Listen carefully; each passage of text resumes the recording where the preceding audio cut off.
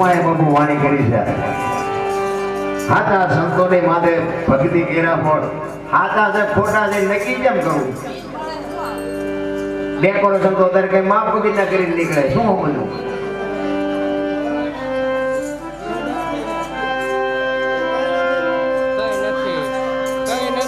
સાચા સંતોની માથે ભક્તિ કેરા ફોડ નિંદા પરાઈ નઠારી લાગે સમરે શ્રી રણછોડ અરે બાપુ મહાપુરુષોએ શું શબ્દો મૂક્યા છે રામ આનો જો મંથન કરો ને તો જ ભગવાનનો અવાજ આવે બાકી એમના અવાજ આવે એવું નથી શું અટકાણો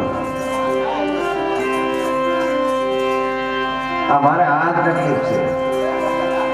ભજનમાં બેઠા હોય તો લાઈટ વળી હોય તો ખબર ન હોય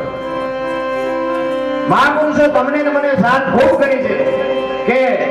તમને ને મને જો માણાનો અવતાર મળ્યો 84 લાખ યોની છે એવું કહે છે મહાપુરુષો 84 લાખ યોની એટલે 84 લાખ જીવ છે એમાં પૈસા હાટું માયા હાટું બતોડા ભરતો હોય તો માણા એક જ કોઈ જીવ બાપુ પૈસા હાટું બતોડા ભરતો જ નથી અને કોઈ જીવ આ દુનિયામાં બાપુ કીડીથી માંડીને હાથી સુધી કોઈ જીવ જો ભૂખ્યો રહેતો હોય તો મને કયો અને માણાના ઓજરા ભરાતા હોય તો મને કયો અને કેવડી માણાને પૈસાની ભૂખ ઉગડી દી તો તમે જો બળદિયાને કાંધે જો હારા મૂકે નાકમાં નાથું નાખે જમીન ખેડાવીને પૈસા ઉભા કરે હાંડિયા પાયા માલ ઢળડાવીને બિચારાને 3 વાંક છે તો એવા કાંઠા બનાવીને ઢળડાવીને બાબુ પૈસા ઉભા કરે ઘોડાના લગ્નમાં લઈ જઈને ડિસ્કા કરાવીને એમાં પૈસા ઉભા કરે અને ભૂખ તો જો ઉગડી માણસ અરે એની ક્યાં વાત કરો એક ગાયુના ને ભેહુના બાપુ બસડાને એનું દૂધ એને ધાવવા ન દે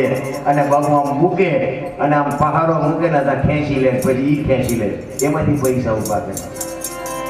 હું તો એમ કહું છું કે આ જો પાડાને વાસડાને ધરીને ધવરાવ્યા હોત ને તો આ મકાનની થાંભલીઓ હોનાની હોત મારા રામ અને દૂધ જામોથી ખેંચાય ને જામોથી ખેંચી લેવાનું પછી એને કાપી પાછા પૈસા ઉભા કરે બોલો અરે જો તો ઘણા માણસને પૈસાની ભૂખ ઉગડી જઈ પાછા વાતો બધા કરે ક્યાં હારે લઈ જાઉં એટલે પડી જાઉં તો હસનો મેલ છે લવ એક પીડી તો ઉખાડી એક ચૂડી લઈ આવો પૈસા હસનો પહેલો વાતો થાય છે મારા રામ